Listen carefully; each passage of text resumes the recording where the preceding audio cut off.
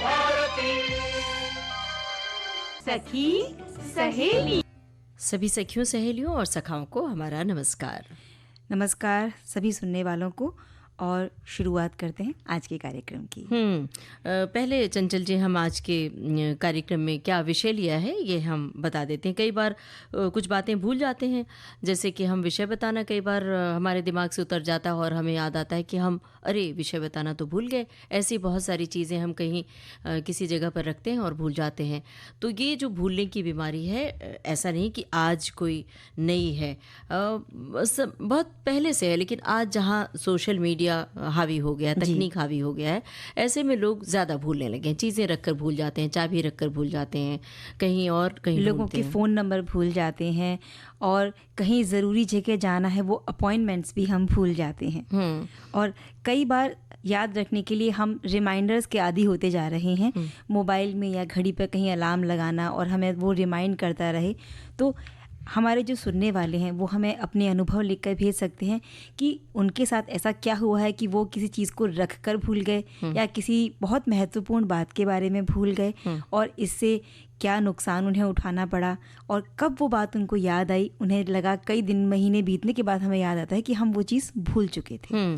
तो मतलब श्रोता न भूलें कि क्या उन्हें लिखना है, याद करें कि क्या भूले थे, और लिखें विविध भारती के फेसबुक पेज पर जाकर www.facebook.com/VBS Mumbai। तो ये तो बात थी पहले विषय की जिस पर हमारी बात होगी, लेकिन जब बहुत सारे अनुभव हमारे श्रोताओं के आएंगे तब हम इस पर बात करेंगे। एक और महत्वपूर्ण दिवस आज हम मना रहे हैं, वो है विश्व पृथ्वी दिवस। इसके बारे में बात होगी। और भारतीय विरासत स्थल राजस्थान के पहाड़ी किले के बारे में हम चर्चा करेंगे। तो राजस्थान के पहाड़ी किले अगर हमारे श्रोता कहीं घूमने गए हैं और देखा है, और बहुत सारी फिल्मों की शूटिंग भी वहाँ हुई है, उनके क्या अनुभव हैं वो हमें साझा कर सकते हैं, बता सकते हैं। हाल ही में पिछले हफ्ते 18 अप्रैल को हमने विश्व धरोहर स्थल दिवस मनाया था।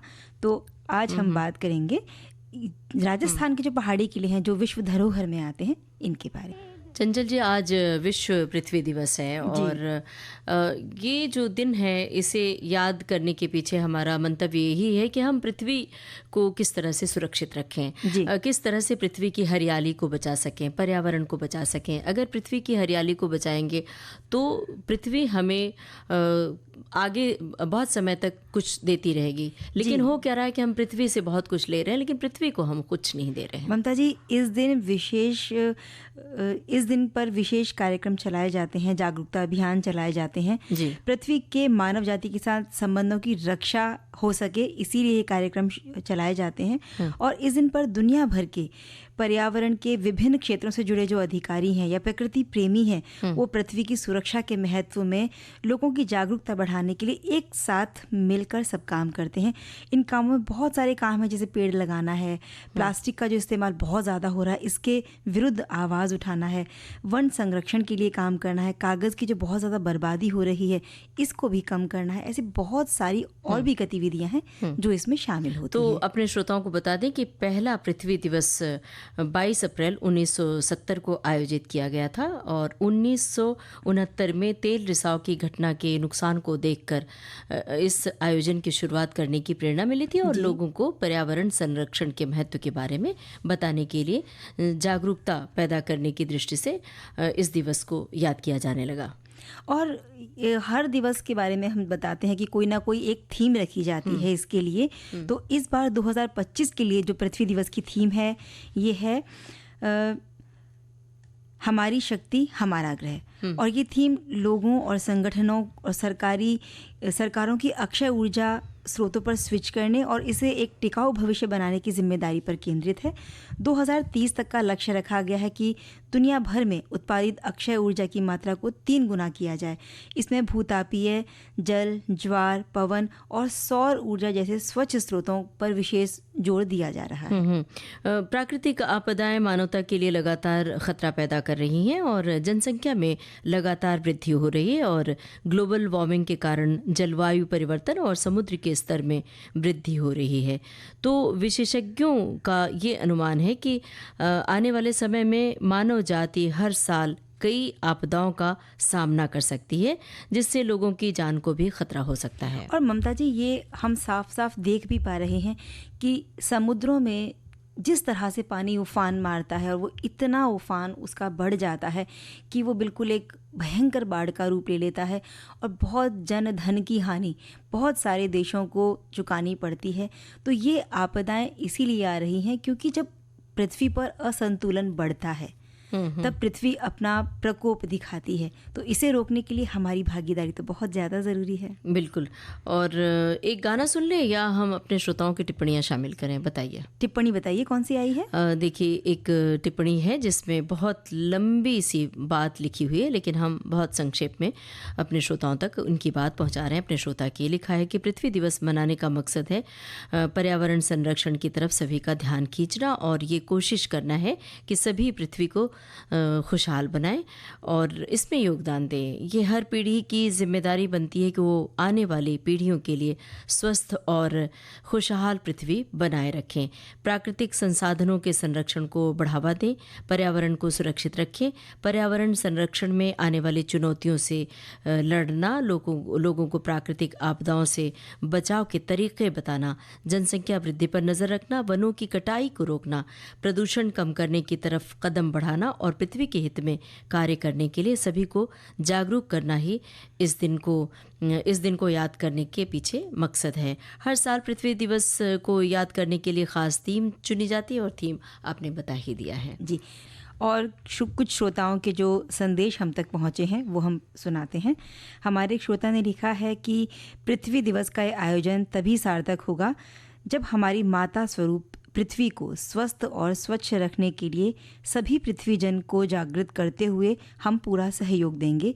बिन ज़रूरी खनन ना हो, रोज़ाना ज़िंदगी में प्लास्टिक का उपयोग कम हो, पानी के बिन ज़रूरी पानी को ज़रूरी हुए बिना व्यय ना करें। जंगल का विस्तार बढ़ाने के लिए पेड़ पौधे उगाकर पृथ्वी को हरी भरी वसुंधरा बनाए रखने में सहयोग दें, जिसे देखकर ऊपर वाला भगवान भी ये बोल उठे कि ये कौन चित्रकार है।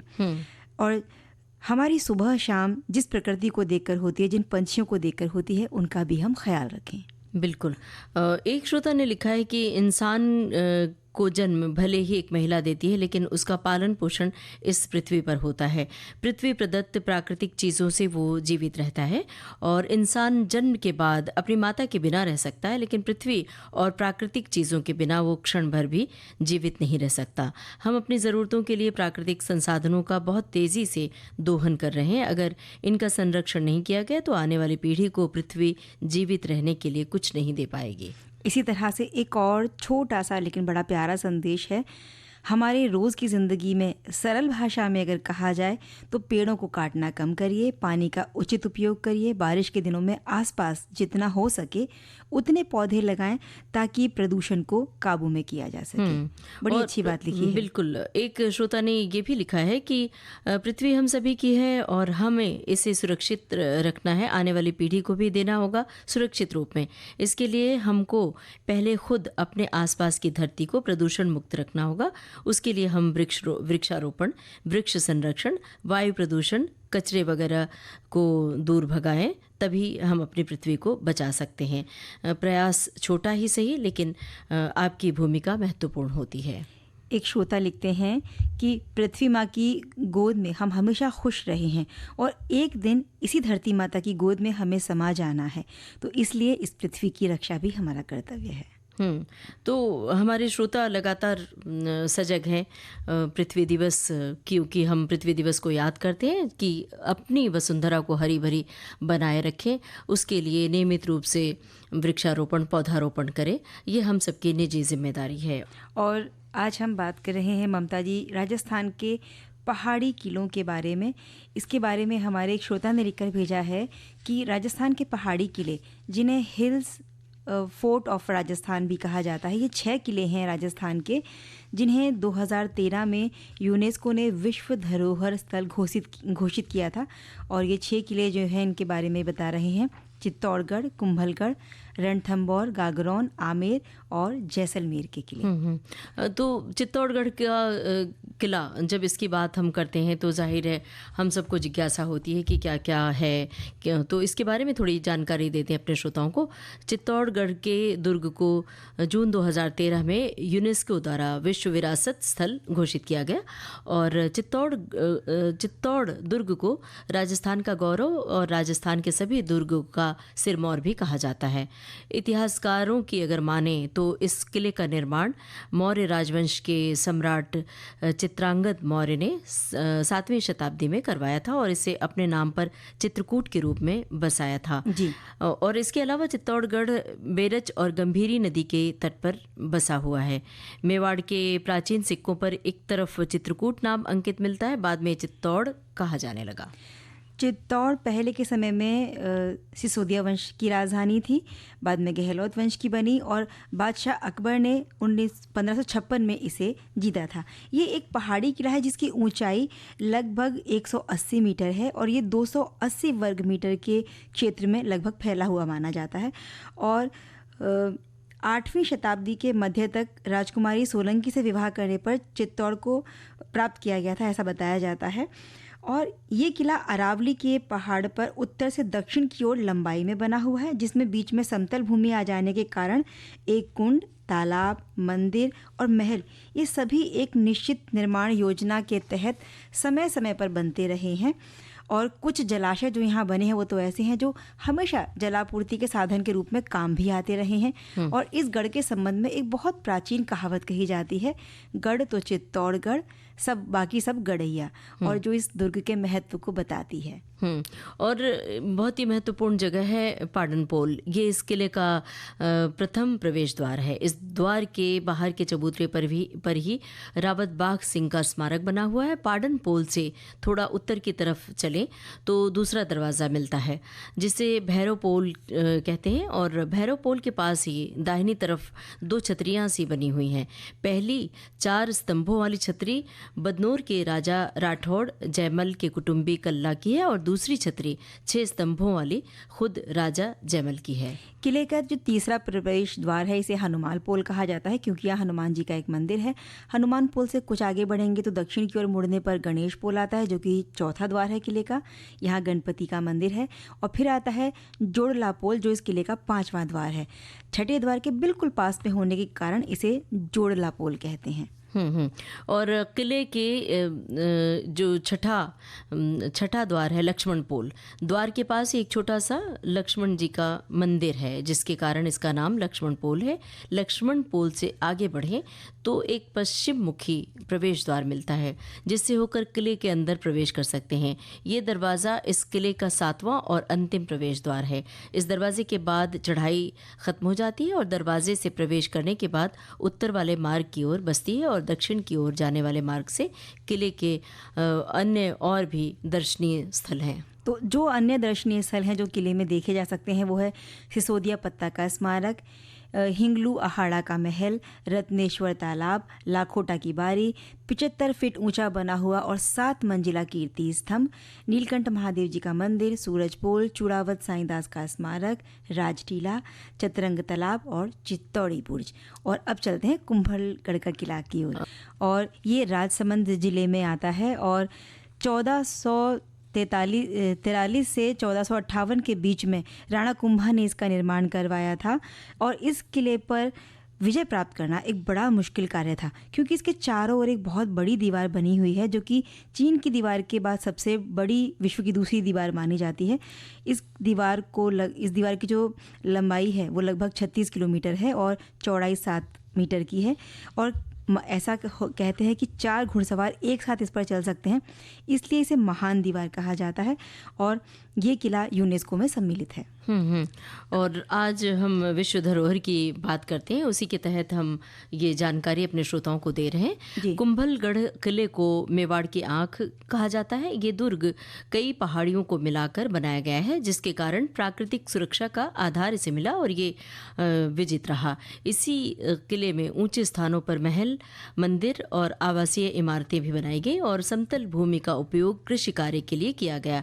वहीं ढलान वाले वाले भागों का उपयोग जलाशयों के लिए किया गया। इस दुर्ग को यथासंभव स्वावलंबी भी बनाया गया। ये गढ़ 7 विशाल दरवाज़ों और मजबूत दीवारों से सुरक्षित किया गया है। किले में प्रवेश के लिए आरेट पोल, हल्ला पोल, हनुमान पोल, विजय पोल से होकर आप भीतर जा सकते हैं। कुंभलगढ़ के किले के भीतर एक और गढ़ है जिसे कटारगढ़ के नाम से जाना जाता है। इसमें झाली रानी का मालिया महल प्रमुख है। इस गढ़ का शीर्ष भाग बादल महल है और सबसे ऊपर कुंभा महल बना हुआ है। और इस दुर्ग में मंदिर वास्तुकला और स्थापत्य कला दर्शनीय है और बहुत सारे मंदिर हैं। सवाई माधोपुर का जो किला है इसके बारे में थोड़ी सी जानकारी अपने श्रोताओं को जो रणथंभौर दुर्ग कहा जाता है। हाँ, यूनेस्को की विश्व धरोहर सूची में शामिल होने वाला रणथंभौर का किला है। ऐतिहासिक और रोमांचक है। विंध्या और अरावली की पहाड़ियों से घिरा ये क्षेत्र किले, मंदिर और रणथंभौर राष्ट्रीय उद्यान के लिए पर्यटकों की पहली पसंद है। लोग जब भी राजस्थान की ओर जाते हैं तो यहाँ जाना पसंद करते हैं। किले के 3 तरफ पहाड़ों की प्राकृतिक छटाएं हैं और जो काफ़ी मजबूत भी हैं। किले की विशेषता है कि इसमें मंदिर है, जलाशय हैं और बड़े बड़े द्वार हैं। 18वीं शताब्दी में जयपुर के महाराजा सवाई माधो सिंह प्रथम ने इस शहर की स्थापना की थी और उन्हीं के नाम पर इसका नाम रखा गया।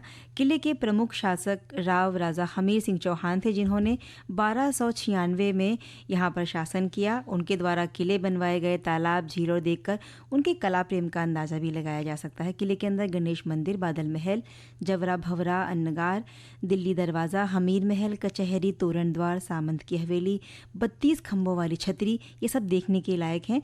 और बहुत सारे राजपूत राजाओं, गोविंद से वाघभट तक, राणा घुम्भा, अकबर, औरंगजेब तक सभी ने इसको यहाँ पर शासन किया और इसे संरक्षित और संवर्धित भी किया है। और झालावाड़ का किला जिसे हम गागरोन दुर्ग भी कहते हैं, गागरोन दुर्ग जिसे गढ़ महल के रूप में लोग जानते हैं, राजस्थान के झालावाड़ ज़िले में ये है और ये काली सिंध नदी और आहू नदी के संगम पर बना हुआ है।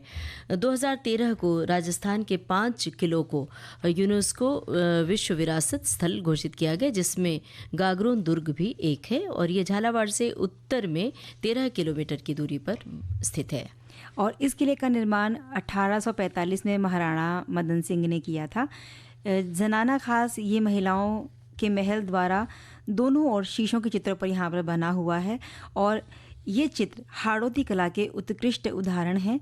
और इस किले के प्रवेश द्वार पर ही सूफी संत ख्वाजा हमीनुद्दीन चिश्ती की दरगाह भी है। एक तरफ नदी है तो दूसरी तरफ खाई है और एक तरफ पहाड़ी जंगल से घिरा होने के कारण ये किला एकदम सुरक्षित है। और किले के बाहर संत मीठे शाह की दरगाह और संत पीपा जी का मठ भी है। अब वर्तमान में वहाँ पर कलेक्ट्रेट का ऑफिस है और भी कुछ कार्यालय बन गए हैं और यहाँ पर और भी पर्यटन स्थल हैं। तो ममता जी, हम बात कर रहे हैं अब आमेर के किले की। और ये लाल बलुआ पत्थर और संगमरमर से बना हुआ एक आकर्षक भव्य महल है जो पहाड़ी के 4 स्तरों पर बना हुआ है, जिसमें प्रत्येक में एक विशाल प्रांगण है। इसमें दीवाने आम जो कि जनसाधारण के लिए बनाया गया प्रांगण है, दीवाने खास है जो कि एक विशिष्ट प्रांगण है, एक शीश महल है, जय मंदिर है, सुखनिवास जैसे कई भाग हैं। सुखनिवास भाग में जलधाराओं यानी कि फव्वारे को कृत्रिम रूप से बनाकर शीतल वातावरण के लिए ये बनाया गया था और गर्मी की ऋतु में ये बड़ा ही आनंददायक वातावरण देता है। और ये भी बता दें कि आमेर के किले का निर्माण हुआ था 1592 में और महल के भीतर जो मुख्य द्वार है वहाँ पर आराध्या देवी शिला को समर्पित एक मंदिर बना हुआ है और ये अपनी कलात्मक शैली के लिए बहुत ही प्रसिद्ध है। आमेर और जयगढ़ दुर्ग अरावली पर्वतमाला के एक पर्वत के ऊपर ही बने हुए हैं। ये महल के पिछले हिस्से से जयगढ़ महल दिखाई देता है। ये दोनों किले एक गुप्त पहाड़ी सुरंग के मार्ग से जुड़े हुए हैं और यहाँ पर आने वाले पर्यटक हाथी की सवारी का आनंद भी उठाते हैं। और अब चलते हैं जैसलमेर के किले की तरफ। जैसलमेर का किला एक ऐतिहासिक स्मारक ही नहीं है ममता जी, ये एक जीवंत विरासत है और किले के भीतर पुराना शहर की एक बड़ी आबादी आज भी निवास करती है। इतिहासकार ऐसा बताते हैं कि पहले जैसलमेर एक किले के भीतर ही बसा हुआ था, लेकिन जैसे जैसे आबादी बढ़ी तो इसलिए बाहर भी बस्तियां बनने लगीं और जैसलमेर का किला राजस्थान के सबसे पुराने किलों में दूसरे नंबर का किला है। 1156 में राजपूत शासक रावल जैसल ने इसे बनवाया, जिनके नाम पर इस शहर का नाम पड़ा। और इस किले की जो किलेबंदी है, सबसे बड़ी किलेबंदी में से इसे माना जाता है। इसकी जो दीवारें हैं लगभग 30 मीटर ऊंची हैं, बुर्जों से मजबूत हैं और लगभग 1500 फीट और लगभग 750 फीट के क्षेत्र को ये घेरती हैं। और किले की विशाल पीले बलुआ पत्थर से बनी दीवारें दिन के समय गहरे भूरे शेर के रंग जैसी दिखाई देती हैं और ये सूरज ढलने के साथ शहद से सुनहरे रंग में बदल जाती हैं, जिससे किला पीले रेगिस्तान में मानो छुप गया हो। इसी कारण इसे स्वर्ण दुर्ग, सोनार किला या गोल्डन फोर्ट के नाम से भी जाना जाता है। त्रिकुटा हिल पर थार रेगिस्तान के रेतीले विस्तार के बीच होने के कारण इसे चित्रकूट गढ़ भी कहा जाता है। रेगिस्तानी धरती पर बना ये पहाड़ी किले का एक उत्कृष्ट उदाहरण है। इस किले में कुछ हवेलियां भी बनी हुई हैं, जिसमें पटवाओं की हवेली, नाथमल की हवेली, सलाम सिंह की हवेली और इसके अलावा व्यास छतरी, बड़ा बाग, गड़ासिर झील, सरकारी संग्रहालय, ऐसी बहुत सी चीज़ें जो पर्यटक हैं वो जाकर देख सकते हैं। और यहाँ पर राजपूताना और इस्लामी शैली एक साथ देखी जा सकती है। यहाँ अन्य जीवित संस्कृति के उदाहरण भी देखने को मिल सकते हैं। यहाँ की जो सकरी गलियाँ हैं, इसमें हस्तशिल्प, वस्त्र, आभूषण, ऐसी बहुत सारी राजस्थानी सामान की दुकानें देखी जा सकती हैं। और जैसलमेर किले की यात्रा करने के समय पीछे जाने के जैसा है, जैसे एक बीते युग में आप चले गए हैं और वहाँ की भव्यता में जाकर डूब गए हैं। और ये वास्तुशिल्प का एक जीवंत उदाहरण माना जाता है। चंचल जी, आप कुछ भूल रही हैं? मैं भूल नहीं रही हूँ। मुझे यही लगा कि बहुत सारी चीज़ें हम भूल जाते हैं और इसी विषय पर हमें बात करनी थी, तो हम अपनी ही बात ना भूल जाएं। और आपके साथ कभी ऐसा हुआ है ममता जी कि आप कोई चीज़ भूल गई हों? हाँ, ये तो इंसान का स्वभाव है, अक्सर ही भूल जाते हैं, बहुत सारी बातें भूल जाते हैं। कभी बहुत सारी ज़रूरी कागजात हैं जो अलमारी के कोने में रखते हैं और पता चलता दूसरी जगह ढूंढ रहे हैं, और ऐसी घड़ी कहीं रख देते हैं। जगह फिक्स है चीज़ों की, फिर भी कभी कभी तो चूक होती है कि हम जगह बदल कर रख देते हैं और ढूंढते रह जाते हैं। और हमने तो अभी, अब हमारी बात तो छोड़िए, जो आगे हमारे बाद की पीढ़ी है, बच्चों की पीढ़ी, वो तो इतने भुलक्कड़ हो रही है कि बच्चे घड़ी हाथ में लगाए रहते हैं और ढूंढते हैं इधर उधर। किताबें हाथ में रहती हैं, कलम हाथ में रहती है और ढूंढ रहे होते हैं कि कहाँ गई मेरी कलम।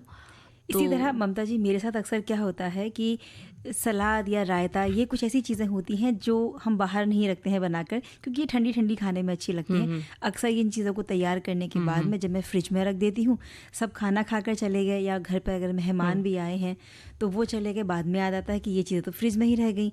या अलग से कुछ ख़ास मिठाई लाई हुई होती है, सबको खाना परोस दिया, वो मिठाई धरी की धरी रह जाती है। अब चंचल जी, मुझे लगता है कि आजकल भूलने की बीमारी ज़्यादा हो रही है, और इसकी वजह मैं भी ये मानती हूँ कि मोबाइल और तकनीक का हावी होना, सोशल मीडिया, और हमारे कुछ श्रोता भी यही मानते हैं। देखिए, हमारे एक श्रोता ने लिखा है कि जब मोबाइल की बीमारी नहीं थी तब हमें भूलने की बीमारी कम थी। पहले ये सब वयस्क लोगों के लिए बोला जाता था, कुछ भूल गए तो लोग फटाक से कहते थे कि अब तुम बूढ़े हो चुके हो, तुम्हारी उम्र हो रही है। लेकिन अब ऐसा नहीं है, अब सभी उम्र के लोग को भूलने की बीमारी लगी है। हाँ, एक चीज़ कोई नहीं भूलता, वो है गाने और मोबाइल फ़ोन। क्या बात है। और हमारे श्रोता लिख रहे हैं कि चीज़ों को रखकर भूल जाना, ये तो एक ऐसी प्रॉब्लम है जिसका कोई भी कुछ भी नहीं कर सकता। अक्सर हम छोटी छोटी चीज़ों को रखकर यहाँ कहाँ रखते हैं, भूल जाते हैं। और कितनी बार तो ये भी होता है कि हम किसी काम से जाते हैं और हमें याद ही नहीं रहता कि हमें कहाँ जाना था, हम किस काम से निकले थे। और कई बार इस चीज़ को लेकर हमें डांट भी सुनने को मिलती है कि तुम कितनी चीज़ें भूल जाते हो, छोटी छोटी चीज़ें याद भी नहीं रह सकते। अब लोग समझते ही नहीं हैं कि इन चीज़ों को करते करते ना तो कितनी ज़्यादा भूलने की बीमारी हो गई है, बल्कि ये हमारा स्वभाव ही बनते जा रहा है कि हम भूल जाते हैं चीज़ों को रखकर। इसका तरीका ये हो सकता है कि अपनी चीज़ों की एक लिस्ट बनाकर आप रख लें और ये ध्यान रखें कि आपको कौन सी चीज़ कहाँ रखनी है, और जब भी आपको ढूंढनी हो तो आप उस जगह से उसे ढूंढ सकते हैं। और कई बार तो लिस्ट भी भूल जाते हैं, लिस्ट बनाकर चलते हैं कि आज हमें ये सामान खरीदना, और लिस्ट भूल जाते हैं रखकर। और एक श्रोता लिख रहे हैं कि करीब करीब 15 दिन से मैं परेशान हूँ। हमारी एक सखी हैं जिनकी टिप्पणी है, लिखा है कि मैंने एक किट में सामान भर कर रखा है, अब मैं उसे ढूंढ रही हूँ और वो मुझे मिल ही नहीं रही है। अनेक स्थानों पर मैंने देख लिया है पर वो नदारद है। अब मैंने खोजना छोड़ दिया है, अपने आप ही शायद मिल जाए ये सोचकर। इस भूलने की आदत से मैं खुद बहुत ज़्यादा परेशान रहती हूँ, जिसके कारण समय पर काम पूरा नहीं हो पाता है। हालांकि ये भी कहा जाता है कि कई बार एक चीज़ को हम बहुत देर तक ढूंढते रहते हैं, नहीं मिलती है और उसको छोड़ देते हैं, तो थोड़ी देर बाद अचानक याद आ जाता है, अरे मैंने तो ये चीज़ यहाँ पर रखी है। जी, ऐसा होता है। और हमारे एक श्रोता की टिप्पणी है कि चीज़ें यहाँ वहाँ रखकर भूल जाना, बाजार जाते वक्त जो चीज़ लानी है उसे भी भूल जाना, ये आदत बढ़ती उम्र के साथ बढ़ती जा रही है, जो मुझे कह रही है तू जहाँ जहाँ चलेगा मेरा साया साथ होगा। तो ये भूलने की बीमारी हम सभी की है, किसी में कम है, किसी में ज़्यादा। चंचल जी, हम बात भूलने पर कर रहे थे। अब देखिए हमारे श्रोताओं ने कितनी सारी बातें लिखी हैं। एक श्रोता तो लिख रहे हैं कि भूलना हर इंसान की फितरत होती है। हमारे एक जानकार सज्जन घर से चले और रास्ते में किसी वजह से उन्होंने पीछे मुड़कर उन्हें कुछ करना पड़ा और फिर चल पड़े, सीधे घर पहुंच गए। अब इस तरह भी भूलते हैं लोग। और एक श्रोता की टिप्पणी आई है कि भूलना स्मृति का ही एक हिस्सा है, यानी याददाश्त का ही एक हिस्सा है। जानकारी को भूलने की ये एक प्रक्रिया है, ये एक सामान्य घटना है। अक्सर याददाश्त में सुधार के लिए आवश्यकता होती है। स्मृति हमारी याददाश्त है जो हमें जानकारी को याद रखने, संसाधित करने, संग्रहित करने और बाद में याद करने की क्षमता देती है। स्मृति लोप एक ऐसी स्थिति है जहाँ किसी को कुछ याद नहीं रहता। ये आमतौर पर मस्तिष्क पर चोट लगने या किसी बीमारी की वजह से भी हो सकती है, लेकिन हम तो यही कहेंगे कि बहुत सारे कारण इसके हो सकते हैं। ज़रूरी नहीं कि कोई बीमारी या आपके सर पर चोट लगी हो तभी ऐसा होता है। धीरे धीरे कई बार ये हमारी आदत ही बनने लगती है कि हम चीज़ें भूलते हैं। अब हमारे एक श्रोता ने लिखा है कि याददाश्त को ठीक करने के लिए आपके लिए कुछ उपाय हैं, जैसे कि नींद पूरी करें, व्यायाम करें, कुछ नया करना सीखें, समय से काम करें, ऑर्गेनाइज्ड वे में करें, खुद को व्यस्त रखें, नींद पूरी करें, ध्यान लगाएं। इससे आपकी भूलना आपका कम होगा। ये तो सही बात है कि मेडिटेशन, ध्यान से इस तरह भूलना कम होता है, लेकिन कुछ बातों को भूल जाना भी बेहतर होता है चंचल जी। जैसे कि कुछ बुरी बातें हैं, कुछ खट्टे अनुभव होते हैं, जिसे हम भूल जाएं तो ही बेहतर होता है।